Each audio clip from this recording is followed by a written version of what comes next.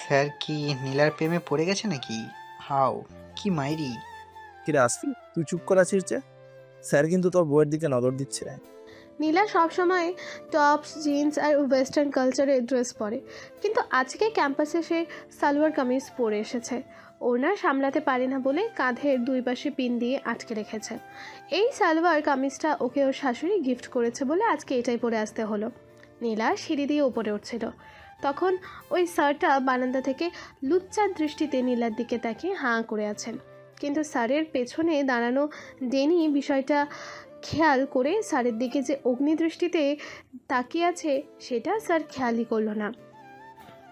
নীলা যাওয়ার পর স্যার এদিকে ফিরে তার এক কর্মচারীর সাথে কথা বলছিলেন, তখন সেই সুযোগে ডেনি তার ব্যাগ থেকে বোতল বের করে ওই সিঁড়িতে পানি ঢেলে দেয়।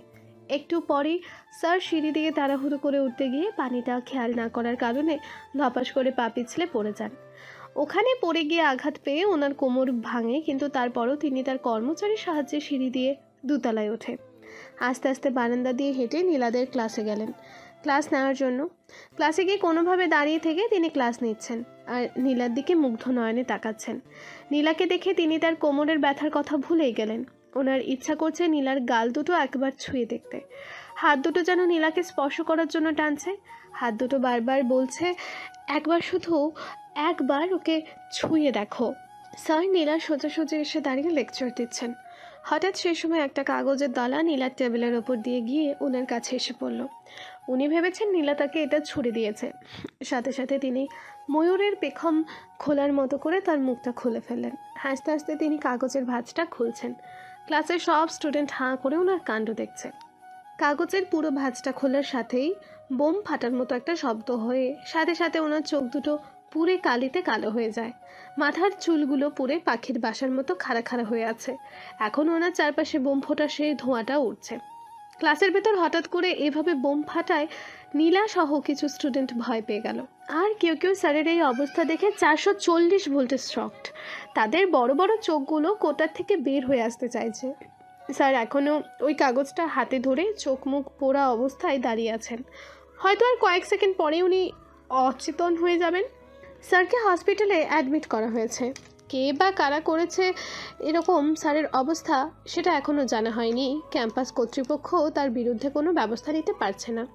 আসল কথা হলো স্যার নিজেই মুখ খোলেননি। উনি ভেবেছেন ওই কাগজটা নীলাই তাকে ছুঁড়ে মেরেছে, তাই নীলাকে বাঁচাতে তিনি মুখ বন্ধ করে রেখেছেন। কিন্তু নীলা ভাবছে ওই কাগজটা কে ছুঁড়লো, আর ওটা তো পটকা রেখে স্যারের ওই অবস্থায় বা করলো কেন? এর আগে তো আশফি কাগজ ছুঁড়তো, তাহলে কি আজকে আশফি কাগজটা ছুঁড়ে স্যারের অবস্থা করলো? এইসব ভাবতে ভাবতেই নীলার সামনে আশফি এসে উপস্থিত হয়। কি মিস নীলা, স্যারের প্রতি খুব মায়া হচ্ছে নাকি? আজকে চিঠি পড়ার শখও নাকি মিটিয়ে দিয়েছে। তাহলে তুমি কাজটা করেছো? হ্যাঁ, প্রতিদিন উনি কেন আমার ছুড়ে দেওয়া চিঠিগুলো নিয়ে নেয়? আর ওনার এত সাহস কী করে হয় তোমার ওনা ধরে টানার? মানে হলো উনি যখন লেকচার দিতে দিতে তোমার পাশে দিয়ে যাচ্ছিলেন, তোমার ওনা এক পাশটা ধরে টানছিল, তুমি খেয়াল করো নি। আর তাই কাগজের ভিতরে পটকা রেখে ছুড়ে দিয়েছো। কিন্তু স্যার তো এখন আমাকে ব্লেম করবেন, কারণ উনি হয়তো ভাবছেন ওটা আমি তাকে ছুঁড়েছি আর আমি তারই অবস্থা করলাম। তুমি ছুড়েছো মানে? হ্যাঁ, আমি। এতদিন ক্লাসের মধ্যে তুমি যত কাগজ ছুঁড়েছো উনি ধরে নিয়েছেন ওটা আমার কাজ। আর কাগজের লেখাগুলো সব আমি লিখেছি, তাও আবার ওনাকে উদ্দেশ্য করে। এবং সেই সূত্র ধরে কাল আমার বাসায় উনি বিয়ের প্রস্তাব দেওয়ার জন্য গিয়েছিলেন। এটা শোনার সাথেই আশফি বিশাল বড় একটা ধাক্কা খেলো। What sir? বিকালে স্যারকে দেখার জন্য কিছু স্টুডেন্টসরা হসপিটালে গিয়ে ভিড় করে। নীলা আর আশফিও স্যারকে দেখার জন্য গিয়েছে। স্যার নীলাকে দেখে বাকি স্টুডেন্টদের কেবিনে বাহিরে যেতে বললেন। তিনি নীলার সাথে একান্তে কিছু কথা বলতে চান। আশফি প্রথমে যেতে না চাইলেও পরে কেবিনের বাহিরে যায়। নীলা, তুমি এমন করলে কেন? তুমি তো তোমার মনের কথা কাগজে লিখে দিয়েছিলে, তাহলে আজ এমন করলে কেন? স্যার, আসলে কাগজগুলো আমার ছিল না, আমি ওসব লিখিনি। কাগজগুলো পেছন থেকে অন্য কেউ ছুঁড়েছে। প্লিজ স্যার, তার হয়ে আমি ক্ষমা চাইছি। এখন এই বিষয়টা ভুলে যান। না নীলা, তুমি মিথ্যে বলছো। তুমি ওইসব ছুঁড়েছো। এখন তুমি আমার সাথে প্রতারণা করতে পারো না। তুমি আমাকে চাও আমি জানি, তাহলে কেন এখন দূরে সরিয়ে দিচ্ছ? বিলিভ করুন স্যার, আমি ওনাকে ওসব লিখিনি। আর কাগজটা আমার নয়, ওটা অন্য কেউ লিখেছে। নীলা, তোমার কোনো ভয় নেই। তুমি আজ যা করলে তার জন্য তোমাকে আমি কিচ্ছু বলবো না। তুমি আমাকে চাও এটা আমি বুঝতে পারি, তোমাকে আমি আমার করবই নীলা। তুমি কোনো চিন্তা করো না, আমি সব ম্যানেজ করে নেব। বলতে বলতেই স্যার এক পর্যায়ে নীলার হাত ধরে ফেলেন। স্যার কি করছেন, ছাড়ুন। নীলার কোনো উপায় না দেখে কেবিনের ভেতরে স্যালাইন ঝুলিয়ে রাখা স্ট্যান্ডটা এক হাতে উঠিয়ে স্যারকে আঘাত করে তার অন্য হাতটা ছাড়িয়ে নিল। আহা নীলা, তুমি এমন করছো কেন? আপনি আপনার সীমা ছাড়িয়ে গেছেন, তাই আমি আঘাত করতে বাধ্য হলাম।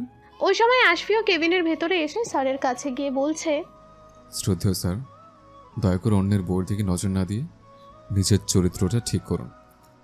এই ছেলে, তুমি এখানে আমাদের মাঝখানে এসে কথা বলছো কেন? আমি ইস্যুতে বলবো, কারণ আপনি আমার বউ বলুন আর গার্লফ্রেন্ড বলুন, আমার জিনিসের দিকে নজর দিয়েছেন। আপনি যদি আমার স্যার না হয়ে অন্য কেউ হতেন, তাহলে আজ আমি আপনাকে চার নাম দেখিয়ে ছাড়তাম। আশফি অনেক ক্ষেপে গেছে, রাগে ওর চোখ দুটো লাল হয়ে আছে। তেরে এসে স্যারের গায়ে হাত তুলতে গিয়েও তুলল না কোনোভাবে। সে তার রাগকে দমিয়ে রেখে নীলার এক হাত চেপে ধরে নীলাকে নিয়ে কেবিন থেকে বেরিয়ে আসলো। নীলা আগে কখনো আশফিকে এমনভাবে এতটা রাগতে দেখেনি।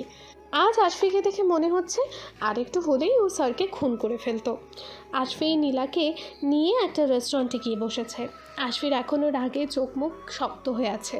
ওর শুধু মনে হচ্ছে জিনিসটা তো আমার, এর মূল্য কতটুকু দিয়েছে বা দেয়নি সেটা বিষয় না, তাই বলে ওর জিনিস অন্য কেউ নিতে চাইবে কেন? নীলা আশফির দিকে তাকিয়ে শান্ত কণ্ঠে বলছে, আশফি সরি। নীলার কথা এবার আশফির ভাবনা ছেদ ঘটল, কারণ সে অন্যমনস্ক হয়ে এতক্ষণ এইসব ভাবছিল।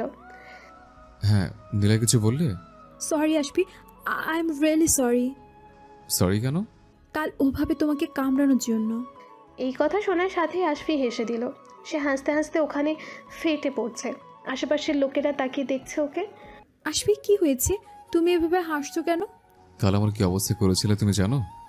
আশফি তার শার্টের কয়েকটা বোতাম খুলে নীলার নখের আঁচড় আর কামড়ানোর দাগগুলো দেখালো। কিছু কিছু জায়গায় রক্ত বেরিয়ে ফুলে লাল হয়ে আছে। কি হলো দেখলে কি করেছো তুমি? আরও আছে, কিন্তু সেগুলো এই পাবলিক প্লেসে দেখানো সম্ভব না। আশফি sorry, I am really sorry. কাল আমি স্যারের উপর রাগ করেই তোমার সাথে অমন করেছি। আমার এখন খুব খারাপ লাগছে, প্লিজ আমাকে ক্ষমা করে দাও। নীলা তার সিট থেকে উঠে গিয়ে আশফির পাশে এসে আশফিকে জড়িয়ে ধরল। আর লাবণ্য, সেটার জন্য রাগ করে কিছু করনি? এই কথা শুনে নীলা আবারও রেগে গেল। ও কে হয় তোমার? হ্যাঁ কে হয়? কেন এত দরদ তোমার প্রতি ওর? আর কোনোদিন যদি ওর সাথে তোমাকে দেখি, তখন তোমার পিঠের ছাল আমি তুলে ফেলবো। একটু আগেই তো সরি বললে, আবার এখনই পিঠের ছাল তুলতে চাইছ? আসলে লাবণ্যের সাথে আমি ওই দিন অভিনয় করেছিলাম শুধু তোমাকে দেখানোর জন্য, যাতে তুমি আমাকে না ছুঁতে পারো, আমাকে ঘৃণা করে যেন আমার থেকে দূরে দূরে থাকো। এই কথা শুনে নীলা কান্না করে ফেলল। ছি, তুমি এত খারাপ আশফি। আমি তোমার কাছে এতটাই অসহ্যকর, এতটাই বিরক্তকর যে তুমি আমাকে সরানোর জন্য অন্য একটা মেয়ের হাত ধরেছিলে। তখন তোমার মহাপুরুষ হতে পাপ হয়নি? আমি ভেবেছিলাম ওই মেয়েটার সাথে 2 দিন অভিনয় করলেই কাজ হয়ে যাবে, তুমি সরে যাবে আমার জীবন থেকে। তখন আমি ওই 2 দিনে করা পাপের জন্য ক্ষমা চাইতাম, কারণ সেটা ছিল ক্ষণস্থায়ী। আর বউ থাকলে তো সেই পাপ আজীবনের জন্য থেকে যাবে। তাই একটা ছোট পাপ করে আজীবন বড় পাপকে সরাতে চেয়েছিলাম। নীলা আশফির কথা শুনে আরও কান্না করছে। আমি তোমার কাছে পাপ ছিলে, কিন্তু এখন নেই।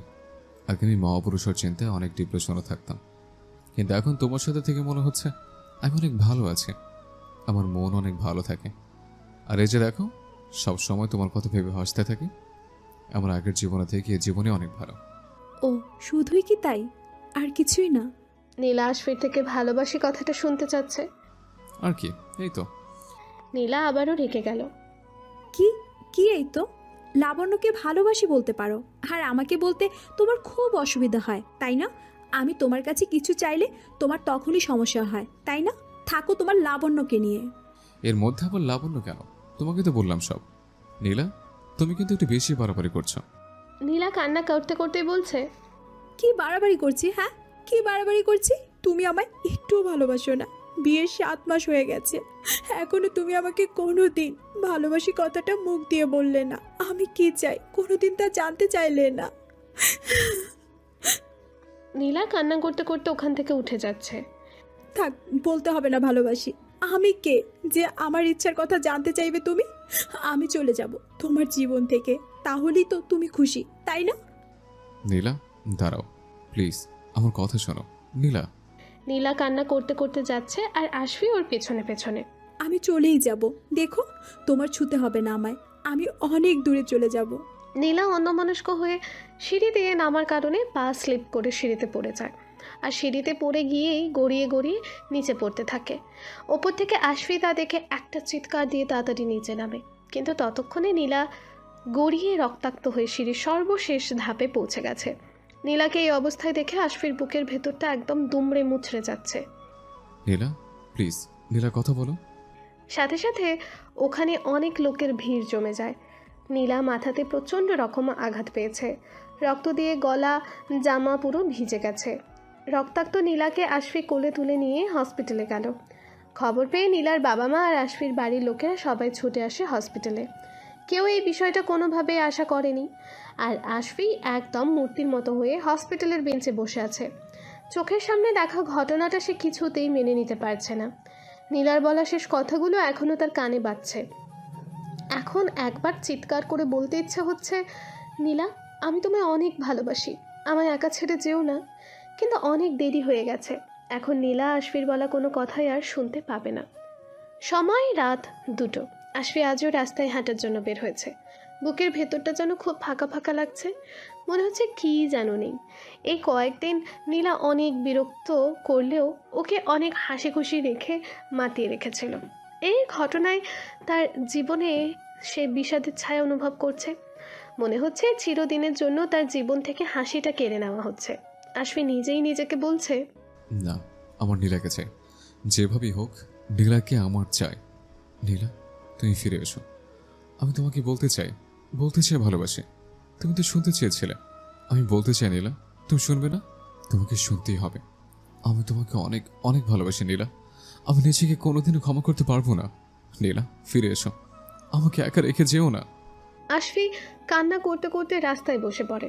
রাস্তার মাঝে বসে চিৎকার করে বলছে, নীলা আমি তোমাকে ভালোবাসি, I love you Nila, please Nila ফিরে এসো, আমাকে একা রেখে যেও না।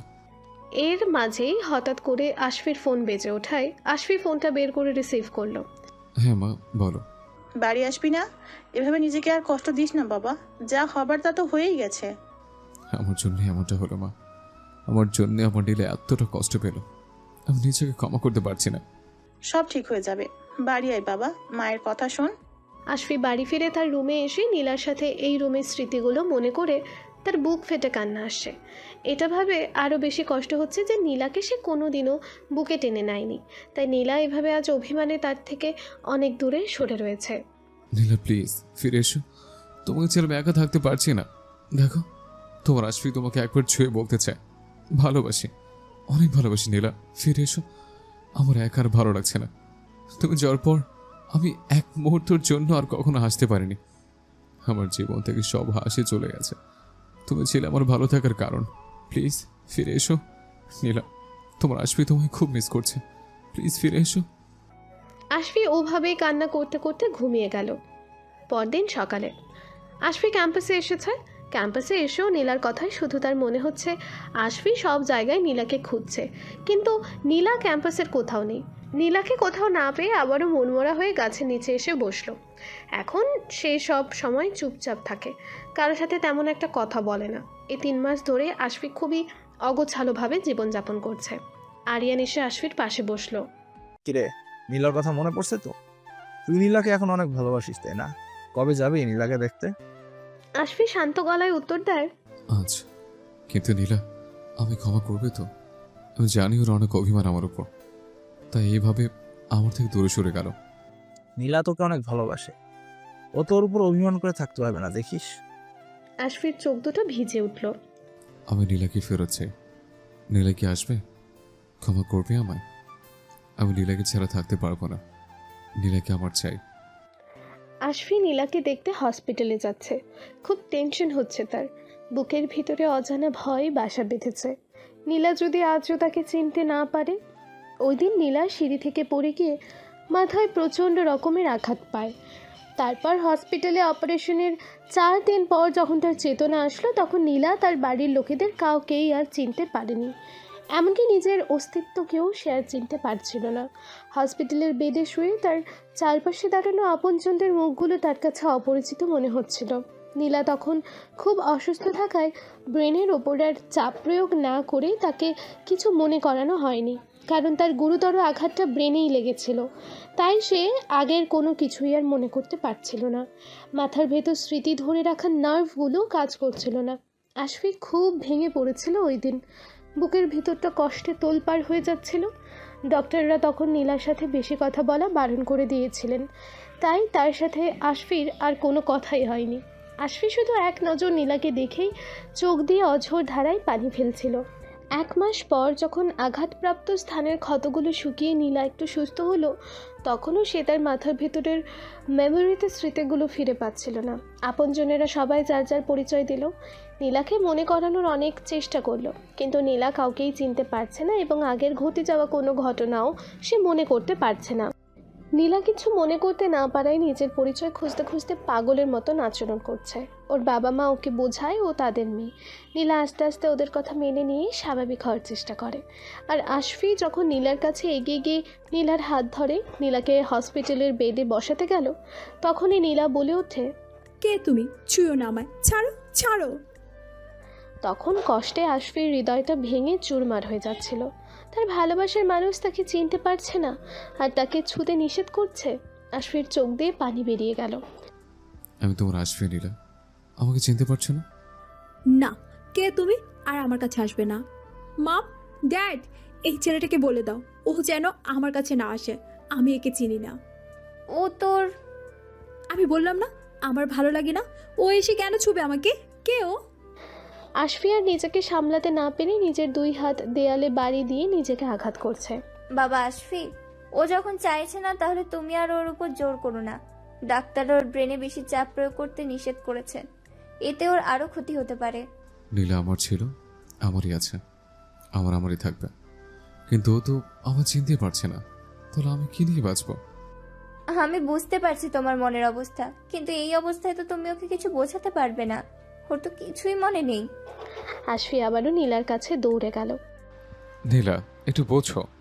আমি জানি তোমার কিচ্ছু মনে নেই, কিন্তু এটা এখন মেনে নাও যে আমি তোমার বর, তোমার আশফি। প্লিজ নীলা, আমাকে এভাবে দূরে সরিয়ে রেখো না। আমার খুব কষ্ট হচ্ছে। আমি তোমাকে ভালোবাসি। ঠিক আছে, তোমার আগের কোনো কিছু মনে করতে হবে না। তুমি যা ছিলে তাই আছো। আমরা সবাই তোমার পাশে আছে, আর তুমি আমারই আছো নীলা। নীলা এবার রেগে গেল। মা, এই ছেলেটাকে বের করে দাও, আমার ভালো লাগছে না। না, আমি যাব না। তুমি আমার ছেলে, আমারই তো আছো নীলা, তাহলে এরকম কেন করছো? আশফি তখনই নীলার 2 বাহু ধরে বলছে, কারণ আমি তোমাকে চিনি না। ছাড়ো, ছুঁয়ো না আমায়, যাও এখান থেকে। এই ঘটনার কয়েকদিন পর আশফি খুব অসুস্থ হয়ে পড়ে। জ্বরের ঘোরেও সে নীলার নাম ধরে ডাকছে। আশফির এই অবস্থা দেখে নীলার বাবা মা আশফির সাথে নীলার আবারও বিয়ে দেওয়ার সিদ্ধান্ত নেন। এতে নীলা নতুন করে আশফিকে চিনে ওকে ভালোবাসার মানুষ হিসেবে গ্রহণ করবে। আশফি বেশি অসুস্থ হয়ে পড়লে তাকে হসপিটালে অ্যাডমিট করা হয়। হসপিটালের বেডে শুয়েও সে ঘুমের মধ্যে নীলাকে নিয়ে স্বপ্ন দেখছে। হঠাৎ একটা হাত আশফির কপালের ওপর পড়ায় আশফি চোখ মেলে তাকালো। ঝাপসা চোখেও সে নীলার মুখটা দেখতে পাচ্ছে, বুঝতে পারছে নীলা এখানে এসেছে। আশফি উঠে বসার চেষ্টা করলো। শুনলাম আপনি নাকি অনেক অসুস্থ, তাই মামামের সাথে দেখতে এলাম। আমি আপনাকে চিনি না, কিন্তু আমার বাবা মার পরিচিত বলে ওনাদের সাথে দেখা করতে এসেছি। এখন কেমন আছে? তখনই আশফি নীলার হাতটা ধরে বলছে, নীলা, তুমি এসছো?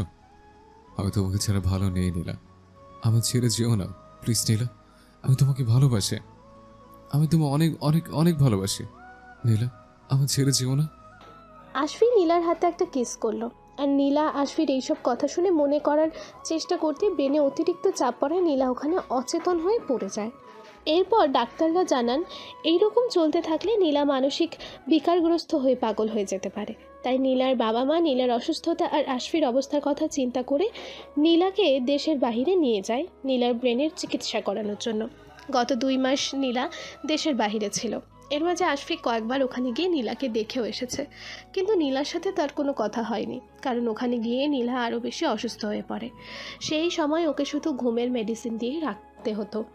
গত 3 দিন আগে ওখানে নীলার ব্রেনের অপারেশন হয়েছে, কিন্তু নীলার চেতনা না ফেরা পর্যন্ত ডক্টররা এখনও পুরোপুরি নিশ্চিত হতে পারছেন না নীলা ভালো হবে কিনা।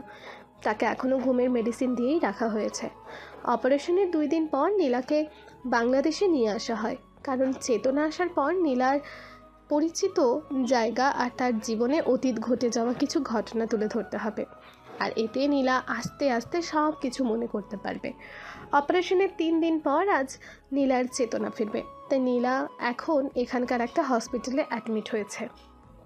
আর আজকে আশফি সেই হসপিটালের দিকেই ছুটে যাচ্ছে তার প্রিয়তমার কাছে।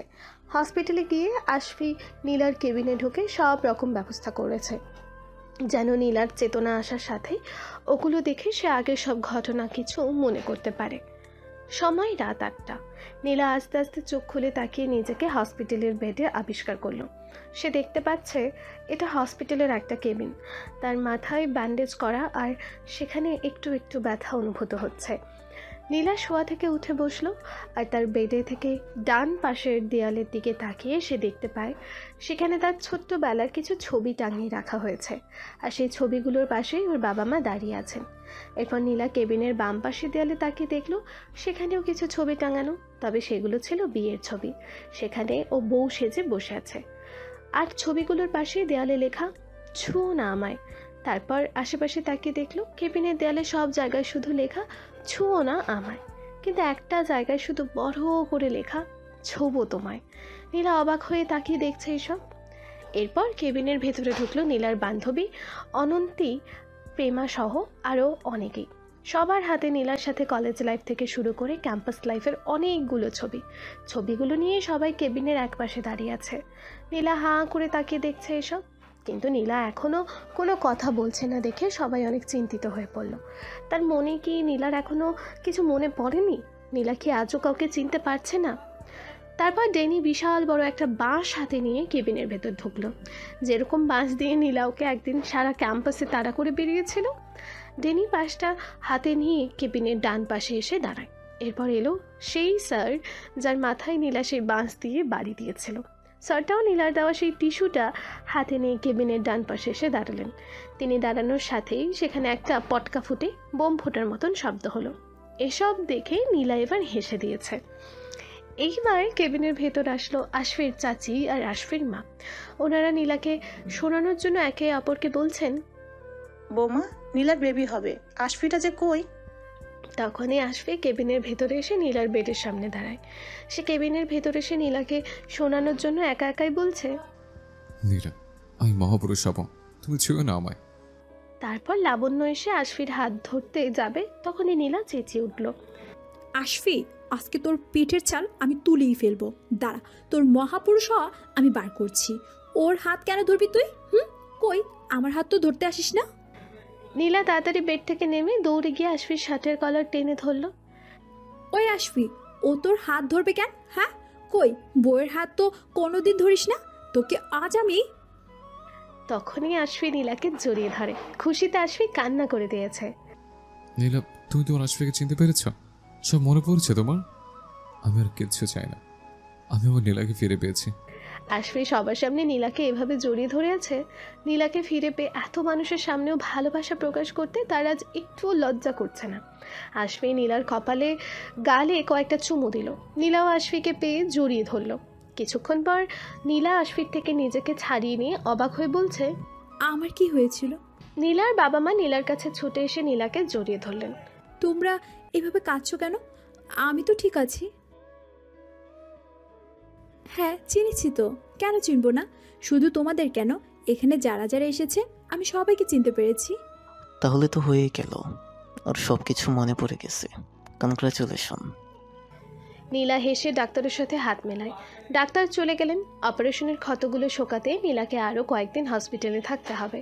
ডাক্তার চলে যাওয়ার পর নীলা আশফির দিকে তাকিয়ে বলছে, কি হলো, বলবে না? কি বলবো? উফ, যেটা এতদিন ধরে বলতে চাইছো। তুমি কি করে বুঝলে? নীলা দৌড়ে এসে আশফির বুকে ঝাঁপিয়ে পড়ল, আর এমনভাবে দৌড়ে এসে আশফিকে জড়িয়ে ধরেছে যে আশফির তো পেছন দিকে উল্টে পড়ে যাওয়ার মতন অবস্থা হয়ে গিয়েছিল। আমি বুঝবো না তো কে বুঝবে?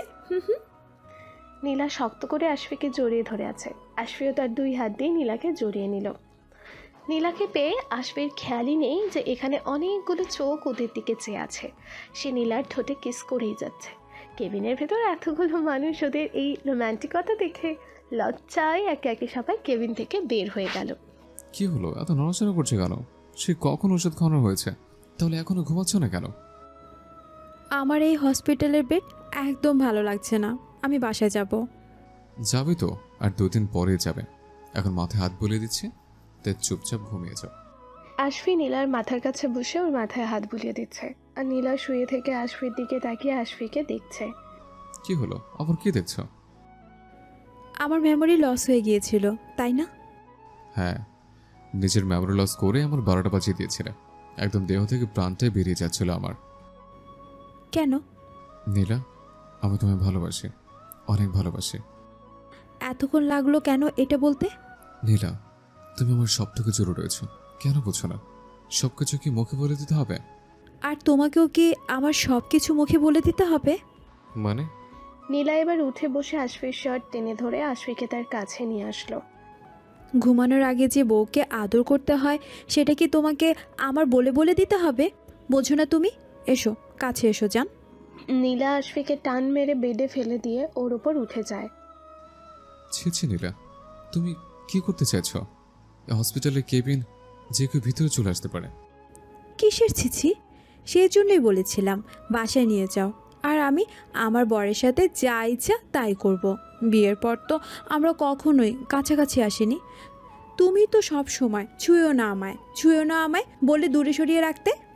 তুমি কিন্তু মেমোরি লস করে ছুঁয়ে নামায় বলে দূরে সরিয়ে রেখেছিলে আমাকে। নিজের বরকেও চিনতে পারছিল না তুমি। তখন আমার কেমন অবস্থা হয়েছিল ভাবো। এখন তো কাছে টেনে নিচ্ছি, এসো, আরও কাছে এসো। নীলা আশফির ঠোঁটে কিস করা শুরু করে দেয়। নীলার এমন আচরণ দেখে আশফিও আর নিজেকে ঠিক রাখতে পারল না। সেও নীলাকে জড়িয়ে ধরে কিস করতে থাকে। আশফি নীলার ওপরে ড্রেস কয়েকটা বোতাম খুলে ফেলেছে। সেই সময় ওই কেবিনের ভেতর একজন নার্স প্রবেশ করতেই দরজা থেকে আশফি আর নীলার এই অন্তরঙ্গ মুহূর্তের অবস্থা দেখে ফেলার সাথেই চোখ বন্ধ করে জিহ্বাতে একটা কামড় দেয়। তারপর সে তার হাত দিয়ে চোখ থেকে দরজাটা লক করে দিয়ে তাড়াতাড়ি ওখান থেকে চলে আসে। নার্সটা এক দৌড়ে এসে করিডোরে দাঁড়িয়ে হাঁপাচ্ছে। তারও এখন ইচ্ছে হচ্ছে কাউকে এভাবে জড়িয়ে ধরে কিস করতে, কিন্তু তার তো এমন কেউ নেই। তাহলে নার্স তার মনের ইচ্ছা কিভাবে পূরণ করবে?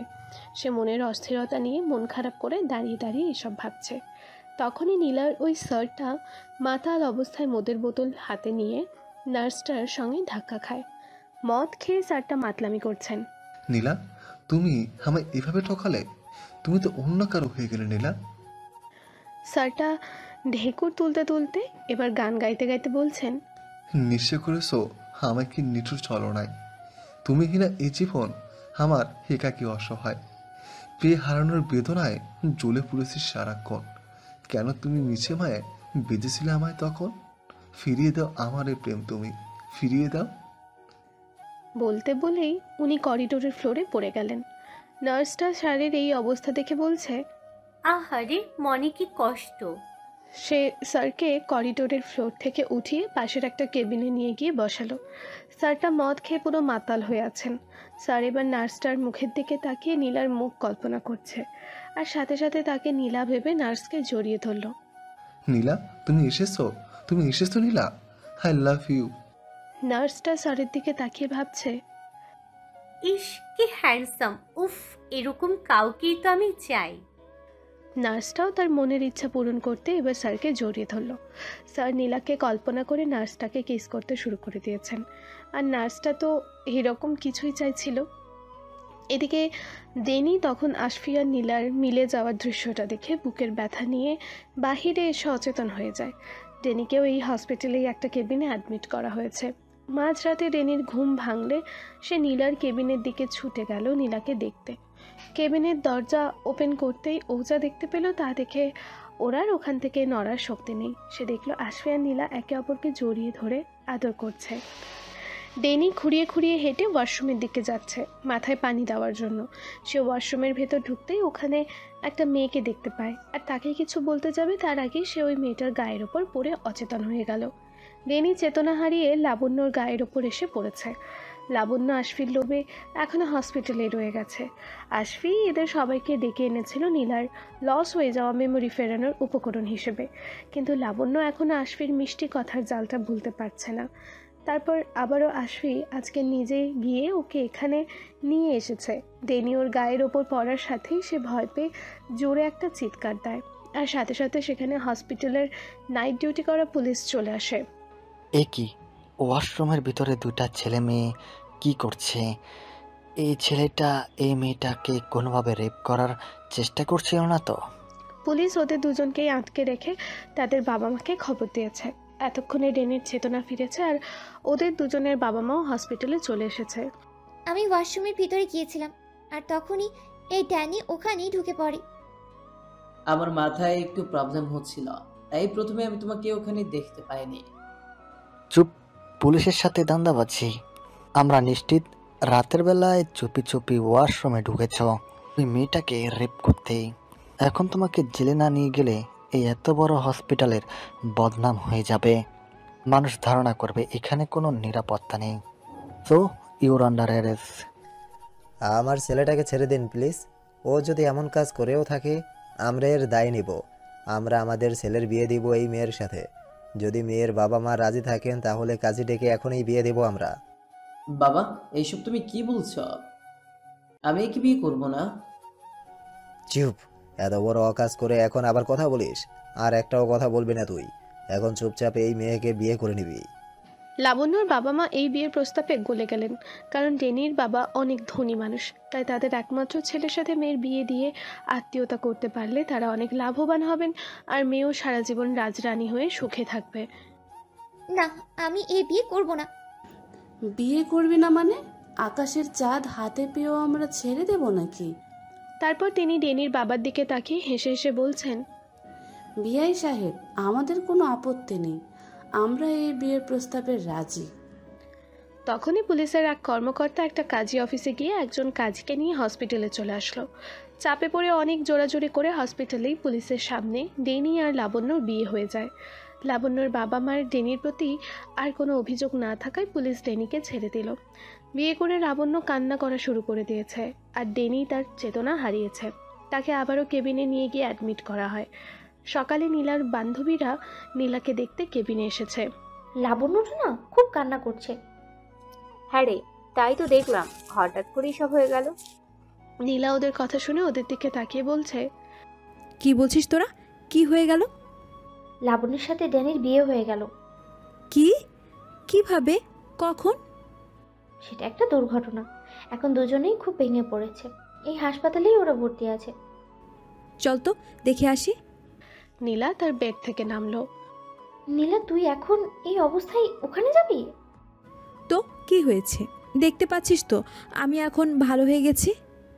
নীলা ওদের সাথে ডেনির কেবিনে যায়। ভেতরে যাওয়ার সাথেই দেখলো লাবণ্য চেয়ারে বসে কান্না করছে, আর ওকে ওর মা সহ আরও কয়েকজন সামলাচ্ছে। কেবিনের বেডে ডেনিকে দেখলো, কিন্তু ওর চেতনা নেই। ওকে এখন স্যালাইন দেওয়া হচ্ছে। এসব কিভাবে হলো? তখন অবন্তী কাল রাতে সব ঘটনা খুলে বলল।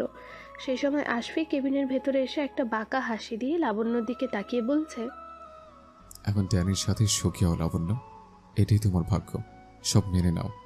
আসবে, ওর সাথে তোমার এটা করা একদম ঠিক হয়নি। এখন দেখছো তো মেয়েটার অবস্থা। তোমার স্যারকে দেওয়ানা করা ঠিক হয়নি। যাও গিয়ে দেখো তোমার মাতাল স্যারের কি অবস্থা। মানে কি হয়েছে স্যারের? আশফি নীলাকে নিয়ে অন্য আরেকটা কেবিনে গেল। পেছনে পেছনে বাকিরাও এখানে চলে এসেছে। ওরা রুমে ঢুকতেই সুন্দরী একজন নার্সকে চিৎকার করতে দেখলো। সে চেঁচিয়ে বলছে, ওই লোকটা কাল রাতে আমার সর্বনাশ করেছে, এখন বিয়ে করবে না মানে? আমি তো মাতাল অবস্থায় ছিলাম, কিন্তু আপনি তো ঠিক ছিলেন। একজন সুস্থ মানুষ হয়ে আমার সাথে এসব করলেন কিভাবে? এখন আপনার এসব কথা বলতে লজ্জা করছে না? আপনাকে দেখে আমারও মাথা ঠিক ছিল না। এত কাহিনীর দরকার নেই। দুজনে যখন সমান দোষী তাহলে বিয়েটা তাড়াতাড়ি করে নিন। ব্যাস মিটে গেল। না হলে এই হসপিটালের বদনাম হবে। মানুষ ধারণা করবে এই হসপিটালের নার্সেরা রাতের বেলা এইসব করে। তাই কোনো পুরুষ এখানে আর চিকিৎসা করাতে আসবেন না। এই আপনাদের দুজনকে আমি এখন অ্যারেস্ট করব। তাহলে আপনাদের সমস্যা হয়তো মিটবে, কিন্তু আমার কি হবে? একটা মেয়ের সাথে উনি এসব করলো, হোক সেটা মাতাল অবস্থায়। এখন কোনো ছেলে কি আর আমায় বিয়ে করবে? হয়তো আমি দেখতে সুন্দরী, কিন্তু যখন এই কাহিনীর কথা জানবে তখন কি আমার আর মান থাকবে? আমি কি করব আপনারাই বলুন। পুলিশ এবার স্যারের দিকে তাকিয়ে বলছে, তাহলে মিস্টার, আপনি তো ভার্সিটির একজন টিচার, একটা মেয়ের জীবন এভাবে নষ্ট করে দেবেন আপনি? আপনার মূল্যবোধ কোথায়? এরপর কি স্টুডেন্টের কাছে আপনার মান সম্মান থাকবে? তারা শ্রদ্ধা করবে আপনাকে? ভেবে দেখুন তো। স্যার পুলিশের এই কথাগুলো শুনে বিয়েতে মত দিল। সাথে সাথে ওই কাজী এসে হসপিটালে আবারও আরেকটা বিয়ে পড়িয়ে দিয়ে গেল।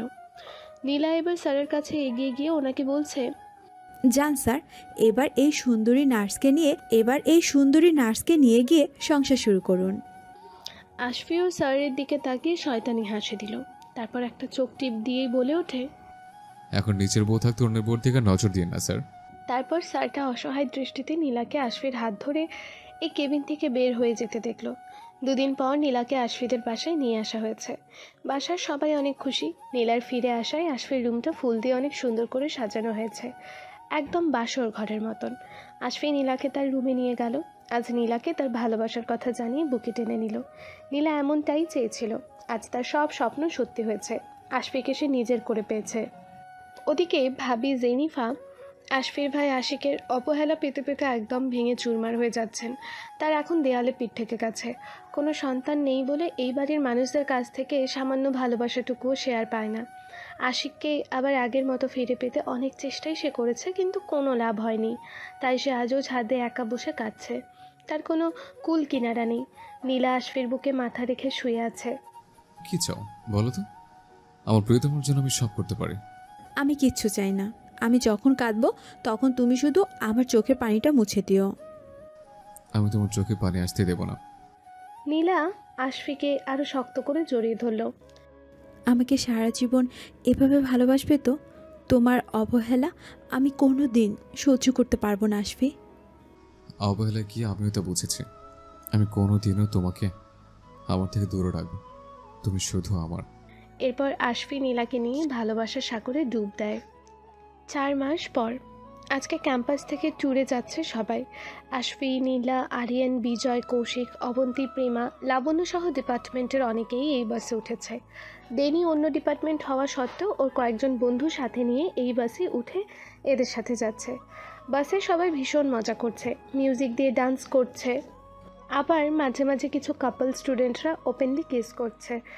নীলার দিওয়ানা ওই স্যারটা এই বাসে উঠেছে। তবে স্যারের ওয়াইফ সেই সুন্দরী নার্সটাও আজকে স্যারের সাথেই আছে। ডান্সিংয়ের সময় আশফি আর নীলা যখন কিস করছিল তখন লাবণ্যর মুখটা ছিল দেখার মতো। তার ভিতরটা ভেঙে চুরে একদম টুকরো টুকরো হয়ে যাচ্ছিল। আর ডেনির তো কিছুই করার ছিল না। এরই মাঝে ওটা দেখে সে একবার অচেতন হয়ে গিয়েছিল। বন্ধুরা মিলে ওর মাথায় পানি ঢেলে ওকে ঠিক করে। এখন কিছুটা স্বাভাবিক হয়ে সেও ডান্স করার চেষ্টা করছে। বাসে দিলবার দিলবার গান বাজছে। নীলা আর আশফি তো ডান্স করতে করতে পুরো মাতাল হয়ে যাচ্ছে। সাথে আরিয়ান, বিজয়, কৌশিক, অবন্তী, প্রেমা এরাও। মনে হচ্ছে ডান্স করতে করতে এরা বাসটাই ভেঙে ফেলবে। স্যার কিছুতেই ডান্স করবে না, কিন্তু স্যারের ওয়াইফও এখন স্যারকে জোর করে হাত পা নাচিয়ে ডান্স করাচ্ছে। স্যার মুখটা গোমরা করে রেখে তার বউয়ের সাথে হাত পা দুলে শুধু তালে তালে তাল মিলাচ্ছে। গান বাজছে দিলবার দিলবার।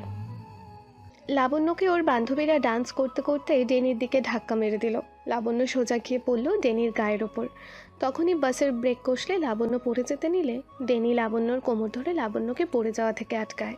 তারপর আবারও বাস চলতে শুরু করলে লাবণ্য নিজেকে সামলিয়ে নিয়ে চেঁচিয়ে ওঠে, অসভ্য বেয়াদব ছেলে, মেয়ে দেখলেই শুধু গায়ে হাত দিতে ইচ্ছে হয়, তাই না?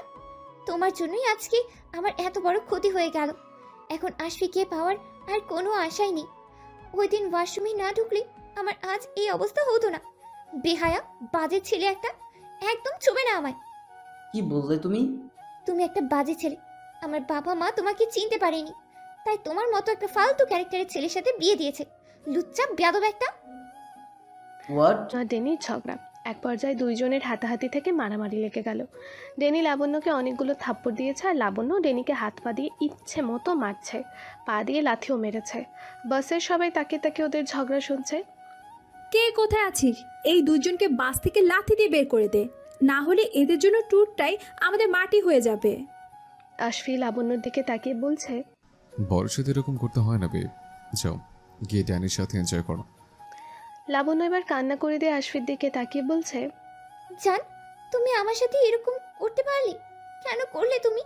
কেন আমায় ধোকা দিলে? আমি তো তোমায় ভালোবাসি আশফি। জান, এসো আমরা আবার এক হয়ে যাই। এই যা তো এখান থেকে যা, নিজের বর থাকতে আমার বরের দিকে আর নজর দিস না। সরি লাবণ্য, অনেক আগে থেকে আমি ম্যারিড ছিলাম, এটা আমার বউয়ের উপর রাগ করে জাস্ট একটা নাটক করেছে। কিন্তু আমি যে তোমায় ভালোবাসি আশফি। নীলা এখন আশফির হাত টেনে ধরে ন্যাকা ভাব করে আদুরে গলায় বলছে, আসবি চলো এখান থেকে। দেখো এই মেয়েটা তোমার দিকে নজর দিচ্ছে, সেটা আমার একদম সহ্য হচ্ছে না। কেমন করে তাকিয়ে আছে তোমার দিকে, আমার ভালো লাগছে না। চলো না জান, আমরা সামনে গিয়ে বসি। আশফি একবার নীলাকে দেখে, একবার লাবণ্যর দিকে তাকিয়ে বলছে, কান খুলে শোনো রাখো লাবণ্য, আমি আমার মন প্রাণ সবকিছু নীলাকে দিয়ে দিয়েছি। এখন শুধু তুমি কেন, হাজার হাজার সুন্দর মেয়ে আমার সামনে আসলেও আর কোনো লাভ হবে না। তাই আমার সাথে সব ন্যাকামি না করে নিজের বরকে নিয়ে সুখী হও। এটা বলেই আশফি নীলার কোমর ধরে বাসের সামনের দিকে চলে গেল। লাবণ্য মনে মনে বলছে, আমি তোমাকে আমার করবই আশফি, শুধু আমার। সিটে বসে নীলা আশফিকে বলছে, তুমি একদম লাবণ্যর আশেপাশে যাবে না বলে দিলাম। নীলা, তুমি আমাকে এরকম ভাবো? না, তারপরও আমি বলেছি, সো যাবে না তুমি, ব্যাস। আশফি নীলার হাত ধরে বলছে, ওকে জান, যাব না, বউয়ের হুকুম তো মানতেই হবে। নীলা আশফিকে জড়িয়ে ধরল। I love you.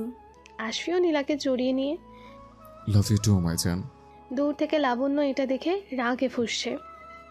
ওখানে পৌঁছানোর পর সবাই হোটেলে গিয়ে উঠল। তারপর 2 দিন ধরে ট্যুরটা ভালো এনজয় করেছে। পাহাড়, বন, সমুদ্র অনেক কিছু দেখা হয়ে গেছে। কিন্তু ঘটনাটা ঘটলো আজকে আবারও সমুদ্রের পাড়ে ঘুরতে এসে। আশফি ডাব হাতে নিয়ে সমুদ্রের পাড়ে বালুর মধ্যে হেলান দিয়ে শুয়ে আছে। চোখে সানগ্লাস পরা, পরনে 3/4 প্যান্ট আর গেঞ্জি। এমনিতেই অনেক হ্যান্ডসাম, এখন দেখতে আরও মারাত্মক লাগছে। নীলা তখন ওখান থেকে একটু দূরে তার বান্ধবীদের সাথে মজা করছিল, তাই আশফি এখানে একাই শুয়ে শুয়ে ডাব খাচ্ছে। সেই সময় হঠাৎ করে লাবণ্য সমুদ্রে ডুবে যাওয়ার ভান করে। কে আছো? বাঁচাও, বাঁচাও আমাকে, আমি ডুবে যাচ্ছি, আমাকে ভাসিয়ে নিয়ে যাচ্ছে। এটা দেখে আশফি লাবণ্যকে বাঁচাতে গেল। সে তাড়াতাড়ি লাবণ্যকে পানি থেকে তুলে নিয়ে আসে। তারপরও লাবণ্য ইচ্ছে করে চোখ বন্ধ করে আছে। আশফি লাবণ্যকে ডাকছে। Are you okay?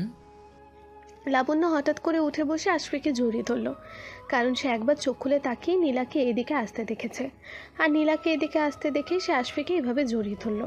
নীলা এটা দেখে দৌড়ে এখানে চলে আসে, আর এখানে এসে জোরে জোরে চেঁচিয়ে বলে, আশফি তুমি? নীলা? নীলা আশফিকে কিছু বলার সুযোগ না দিয়ে কান্না শুরু করে দিল। আশফি তুমি এটা কেন করলে? ও তোমার সাথে এভাবে?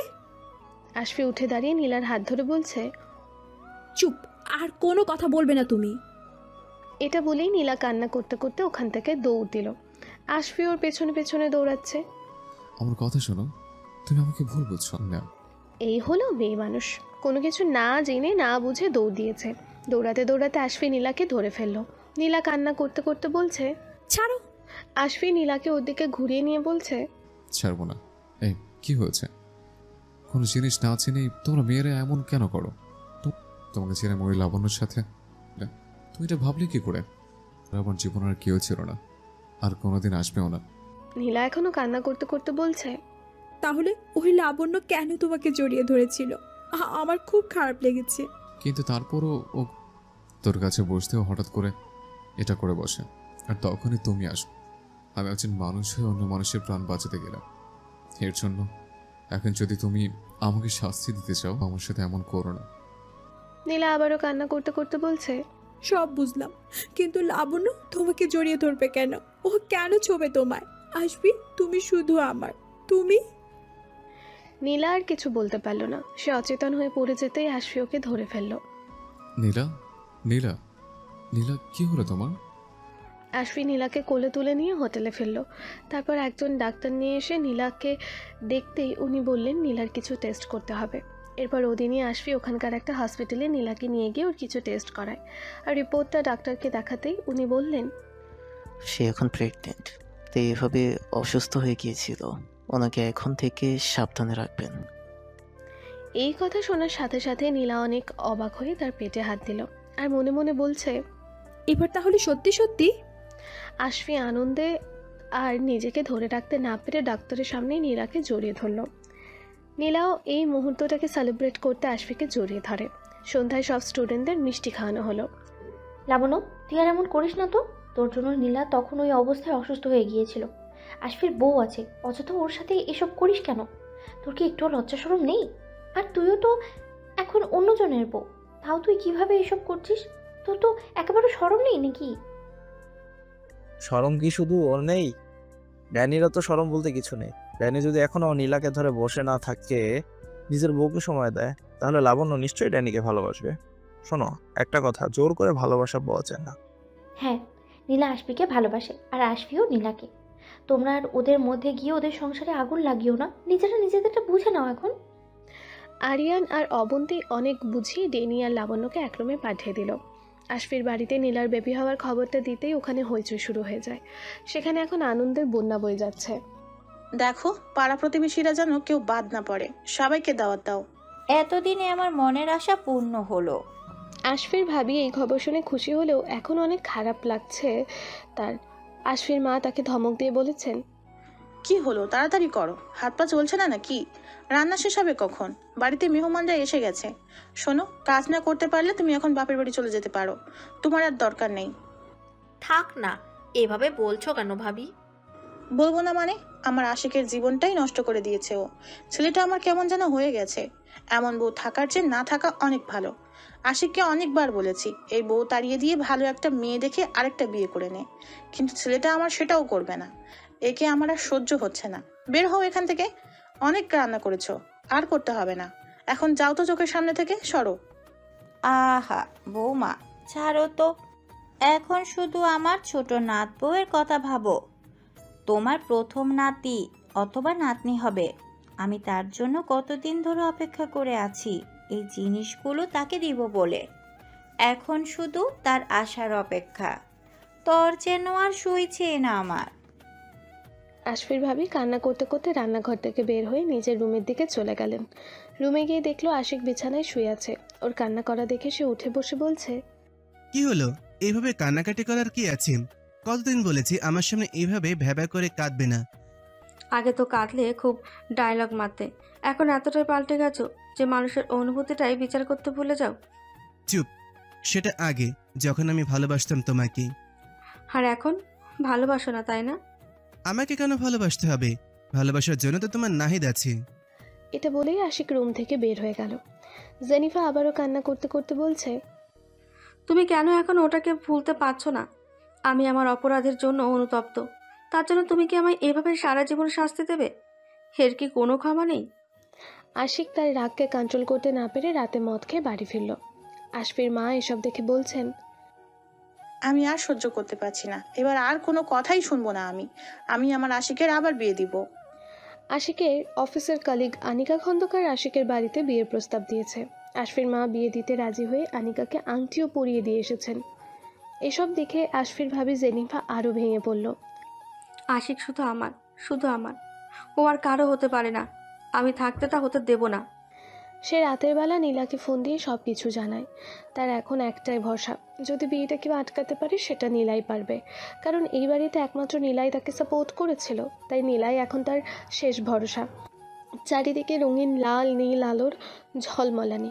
রাত 10টায় নীলা আশফির সাথে ঘুরতে বেরিয়েছে। সাথে বন্ধু বান্ধবী নিয়ে অনেক মজা করছে। আশফি এখন নীলার অনেক খেয়াল রাখছে। অনেকগুলো পাথরের মূর্তিতে রঙিন আলো দিয়ে রাখা হয়েছে। তার পাশেই ঝর্ণার পানি পড়ার শব্দে মনটাও দুলে উঠল। পাহাড়ের একটা সিঁড়ির কাছে আসতেই নীলা বলল, আশফি, আমি ওই উপরে উঠবো। ওখানে উপরে সুন্দর একটা ঘর দেখতে পাচ্ছি, আমি যাব ওখানে। তুমি এখন এত সিঁড়ি বেয়ে উঠতে পারবে? অনেকগুলো সিঁড়ি বেরোতে হবে। কিচ্ছু হবে না, প্লিজ চলো না। আমার ওই উপরে ঘরটা দেখতে খুব ইচ্ছে করছে। সিঁড়ি দিয়ে হাঁটতে দিতে পারি না। নীলা মন খারাপ করে বলছে, তাহলে উপায়? আমার খুব ইচ্ছে হচ্ছে ঘরটার ওখানে যাওয়ার। রাতের বেলা এই এত সুন্দর জায়গায় ওটাতে না গেলে যে খুব মিস করব। প্লিজ, আমার কি ওখানে যাওয়া হবে না? আশফি আর কিছু না ভেবে নীলাকে কোলে নিয়ে সিঁড়ি বেয়ে ওপরে উঠতে উঠতে বলছে, আমি নিয়ে যাচ্ছি, এখন তো হাসো। নীলা অনেক অবাক হয়ে আশফির দিকে তাকিয়ে বলছে, তুমি আমাকে কোলে নিয়ে এতগুলো সিঁড়ি পেরিয়ে উঠতে পারবে? এটা আর এমন কি, বৈরাবদের রাগ দিয়ে আশফির সব করতে পারে। নীলা তো আশফির কোলে উঠে ওপরে যাচ্ছে, কিন্তু আশফির সিঁড়ি বেয়ে ওপরে উঠতে উঠতে অনেক হাঁপিয়ে গেছে। এখনও আরও অনেকগুলো সিঁড়ি পেরিয়ে উঠতে হবে। আস্তে আস্তে সেগুলো পার করে আশফি ওপরে উঠে ঘরটায় গিয়ে নীলাকে নামিয়ে দিল। ওয়াও, কি সুন্দর দেখাচ্ছে এখান থেকে সব কিছু। আর ওই ঘরটাও অনেক সুন্দর। নীলা খুশিতে আশফিকে জড়িয়ে ধরে কিস করা শুরু করলো। খুব সুন্দর জায়গা, সাথে রোমান্টিক আবহাওয়া। এই ঘরটা কিন্তু রোমান্সের জন্য পারফেক্ট। আমরা যখন এখানে এসে পড়েছি তাহলে তো আর ছাড়ার কোনো প্রশ্নই আসে। আশফিও তার নীলাকে আরও কাছে টেনে নিয়ে নিজের সাথে জড়িয়ে ধরে রইল আর নীলার কোমরে হাত রেখে নীলার ঠোঁটে কিস করা শুরু করে দেয়। এই রোম্যান্টিক আবহাওয়াতে একে অপরকে কাছে পাওয়ার সুযোগ আশফি আর নীলা কেউই মিস করতে চাইছে না। ভাবি, ভেঙে পড়বেন না, আমি তো এসে গেছি। এখন কিছু একটা তো আমাকে করতে হবে। তবে আমি একটা বিষয় বুঝতে পারছি না, সেটা হলো ভাইয়া কেন সব কিছু মেনে নিচ্ছে? একজন শিক্ষিত মানুষ হয়ে কেন এসব সাপোর্ট করছে? এটা তো আপনার প্রতি অন্যায়। যদিও আপনি একসময় অপরাধ করেছিলেন, তারপরও এখন সব কিছুর জন্য একটা সমাধান আছে, তাই না? ওই যে বললাম, ওর আমার প্রতি খুব অভিমান। দেখছি কি করা যায়। নীলা আশফির ভাবির বিষয়ে বাড়ির সবার সাথে কথা বললে সকলেই রেগে যায়। ছোট বৌমা, তুমি এসবের মধ্যে এসো না। তোমার কিছুদিন পর আমার নাতি আসছে, তুমি যাও রুমে গিয়ে বিশ্রাম নাও সোনা। কেউ নীলার কথা শুনলো না। নীলা এখন অনেক চিন্তিত। তাহলে কি ভাবিকে সে আর বাঁচাতে পারবে না? উনি নিশ্চয়ই এটা সহ্য করতে না পেরে আবার আত্মহত্যা করার চেষ্টা করবেন। এসব ভাবতে ভাবতে আশফির রুমে এসে পেছন থেকে নীলাকে জড়িয়ে ধরল। তুমি কখন এলে? এখনই? কে তো ভাবছো হবু বাবুর আম্মু? আচ্ছা, ভাইয়ার বিয়েটা কি কোনোভাবে ক্যান্সেল করা যায় না? বিয়ে তো সব আয়োজন হয়ে গেছে, এখন আর কিছু করার নেই। আমারও বিষয়টা খুব খারাপ লাগছে, কিন্তু মাথার জায়গা থেকে কিছু সরবেন না। উনি যেমন আমার শাশুড়ি, তেমনি তো ভাবিরও। তাহলে উনি কিভাবে এসব করতে পারছেন? ওদিন রাতে ভাবি একটা চিঠি লিখে আশিকের টেবিলের ওপর রেখে ছাদে গেলেন আত্মহত্যা করতে। ছাদের দরজা লাগিয়ে হাতে বিষ নিয়ে দাঁড়িয়ে কান্না করছেন। তখন নীলা আশফির ভাই আশিকের রুমে যায় শেষবারের মতো তাকে বোঝাতে। রুমে গিয়ে দেখলো আশিক ঘুমিয়ে আছে। সরি ভাইয়া, ডিস্টার্ব করলাম, কিন্তু আমার কিছু জরুরি কথা ছিল। আশিক শোয়া থেকে উঠে বসে বলছে, আমি জানি তুমি কি বলবে, কিন্তু আমি ওকে যে আর সহ্য করতে পারি না। যাকে বিয়ে করবেন তাকে সহ্য করতে পারবেন তো? হয়তো না। তাহলে কেন এরকম করছেন আপনি? একটা ভুলের জন্য সারা জীবনই তো দুজন এভাবে কষ্ট পেতে পারেন না। তাছাড়া আপনিও এখন অন্যায় করছেন, যা একদমই করা উচিত নয়। ভাবির বিষয়টা ভাবুন, উনি একটা পরিস্থিতির শিকার মাত্র। প্লিজ ওনাকে ক্ষমা করে দিন। উনি আপনাকে এখনও অনেক ভালোবাসে, আর সেজন্যই তো এত অপমান সহ্য করো এই বাড়িতে রয়েছে, শুধু আপনার জন্য। যে নিজের ভুল বুঝতে পেরে ক্ষমা চেয়েছে তাকে ক্ষমা করে দিন না। তুমি আমার অবস্থাটা বুঝতে পারছো না। তুমি জানো না আমি কতটা। জানি অনেক কষ্ট পেয়েছেন, কিন্তু তার থেকে বেশি কষ্ট এখন ভাবি পাচ্ছে অনুশোচনা করে। যখন মানুষ নিজের ভুল বুঝতে পারে তখন তার কিছুই করার সুযোগ থাকে না। সেই অনুশোচনা তখন তাকে সারা জীবন ঘুরে ঘুরে খায়। কিন্তু আপনার কাছে সেই সময় আছে, এখন আপনিই পারেন ভাবিকে আরেকটা বার সুযোগ দিতে। আমি কি পারবো আগের মতন ওকে? নীলা আবারও তাকে থামিয়ে দিয়ে বলছে, আমি জানি আপনি ভাবিকে এখনও ভালোবাসেন, শুধু একটা অভিমানের জন্যই এতটা কঠোর হয়ে আছেন। কিন্তু ভাবির সাথে এই বাড়িতে যে ব্যবহারটা করা হয় সেটা একদমই ঠিক না। এখন আপনিও যদি ওনার পাশে না থাকেন। আমি আর কিছু ভাবতে পারছি না। আমার খুব খারাপ লাগছে বিষয়টা। আশা করি আপনি আর কোনো ভুল সিদ্ধান্ত নেবেন না। তখনই আশিকের চোখ গেল টেবিলের ওপর একটা কাগজের দিকে। কাগজটা বাতাসে উড়ছে। ওটা হাতে নিয়ে পড়তে পড়তে তার চোখে পানি চলে আসলো। জেনিফার চলে যাওয়া থেকে শুরু করে কলেজ লাইফে আশিকের সাথে কাটানো দিনগুলোর কথা এখানে সব কিছু লিখেছে। এই চিঠি পড়ার আর আশিক আর নিজেকে ঠিক রাখতে পারল না। হাউমাউ করে কেঁদে উঠে বলছে, নীলা, জেনিফা কোথায়? ভাবি তো বাড়িতে আছে। কি হয়েছে? কিসের কাগজ ওটা? জেনিফা ওর চলে যাওয়ার কথা লিখে গেছে। সে শুধু আমার জীবন থেকে নয়, এই পৃথিবী থেকে চলে যেতে চায়। কি বলছেন কি আপনি? ও মাই গড, ভাবিকে এখন তাড়াতাড়ি খুঁজতে হবে। পুরো বাড়ি খুঁজেও আশিক আর নীলা জেনিফাকে কোথাও খুঁজে পেল না। মনে হয় ছাদে গেছে। এক দৌড়ে আশিক ছাদের দিকে চলে গেল, কিন্তু ছাদের দরজা লাগানো। এরপর আশিক আর আশফি মিলে তাড়াতাড়ি ছাদের দরজা ভেঙে ছাদে গিয়ে দেখলো জেনিফা হাতে বিষ নিয়ে পড়ে আছে। এতক্ষণে সে ওটা খেয়ে ফেলেছে।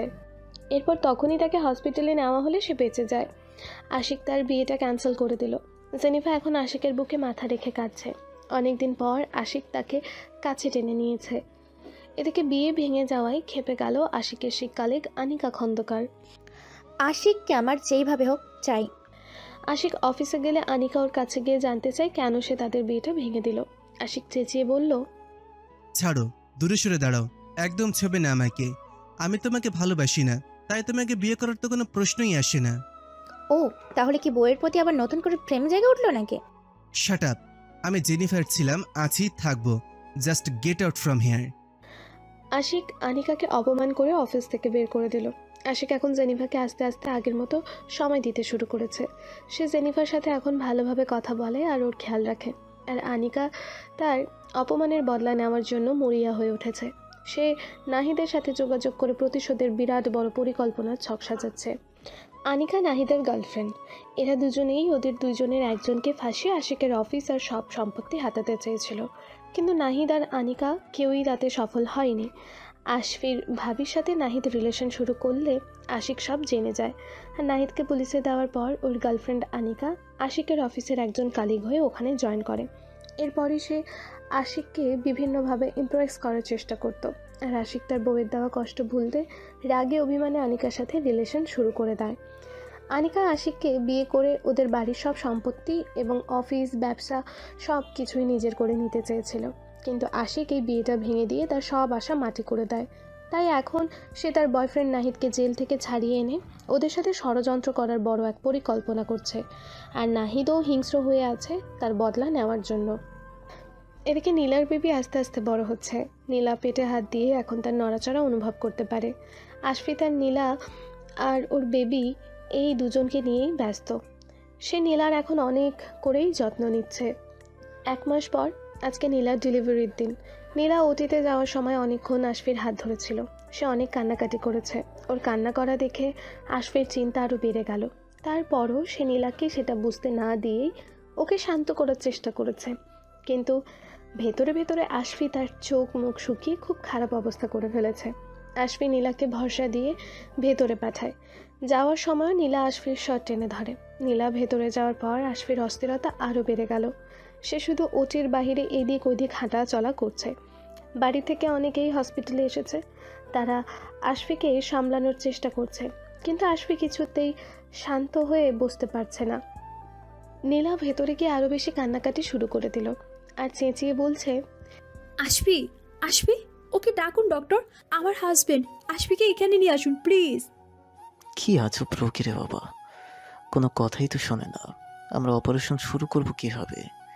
এখন এই অবস্থায় উনি যদি এরকম করেন তাহলে তো বেবির প্রবলেম হবে। হো গড। নীলাকে কোনোভাবেই সামলানো যাচ্ছে না। সে শুধু আশফিকে ভেতরে আসতে বলছে। ডাক্তার আর কোনো উপায় না দেখে বাধ্য হয়ে ওটির বাহিরে এসে বলছে, উনি ওনার হাজব্যান্ড আশফিকের ভেতরে ডাকছেন, আপনি ভেতরে আসুন। এই কথা শোনার সাথেই আশফি আর 1 সেকেন্ডও অপেক্ষা না করে ওটির ভেতরে ঢুকে গেল। আশফির বুক কাঁপছে। ভেতরে নীলা কি কোনো সমস্যা হলো? আশফি ওটির ভেতরে ঢুকতেই দেখতে পায় নীলা হাত পা ছোড়াছড়ি করে অনেক কান্নাকাটি করছে। জান, তুমি এমন কেন করছো? আমারও কিন্তু অনেক খারাপ লাগছে। এখন একটু সহ্য করো জান। তুমি এমন করলে কিভাবে হবে বলো? বোঝান আপনার ওয়াইফকে। আশফি, তুমি এসেছো।